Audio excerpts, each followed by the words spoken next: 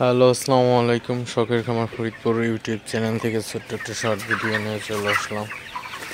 তো এখন সন্ধ্যা হয়ে গেছে, তো প্রায় 7টা বাজে। তো মুরগির ঘরে আসলাম মুরগি তাড়ানোর জন্য।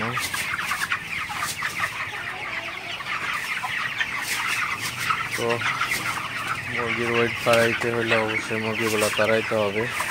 মুরগিগুলো না তাড়াইলে মুরগিগুলো উঠে খাবার খাবে না, আর খাবার না খেলে ওয়েট আসার প্রশ্নই আসে না।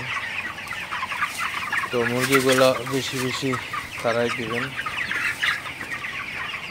মুরগিগুলো যত তাড়াবেন তত মুরগিগুলো উঠে খাবার খাবে এবং মুরগিগুলা সুস্থও থাকবে। মুরগিগুলো এক জায়গায় বসে থাকলে অনেক সময় প্যারালাইজড হয়ে যায়। সবসময় মুরগিগুলো তাড়াই দিবেন। মুরগিগুলো তাড়াইলে ঠিকঠাক মতো খাবার খাবে এবং ওয়েটটাও আর কি আশা অনুযায়ী খুবই ভালো আসবে। তো সবাই এই দিকটা অবশ্যই খেয়াল রাখবেন। তো ওজন বাড়াইতে হলে মুরগিগুলোকে একটু পর পর তাড়াইতে হবে, যাতে উঠে খাবার খায়, পানি খায়।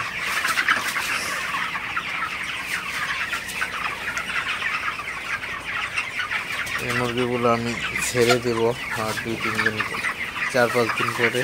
তো সামনে আজকে হচ্ছে শনিবার, তো সামনে বুধবার অথবা বৃহস্পতিবারে মুরগিগুলো ছেড়ে দিব। তো মুরগিগুলো মাশাআল্লাহ মোটামুটি সুস্থ আছে এখানে। তো প্রচুর গরম, তো ওয়েদার কম থাকলেও গরম প্রচুর। তো আমার ফ্যান চলতেছে। মুরগির ঘরে অবশ্যই ফ্যান সেট করতে হবে।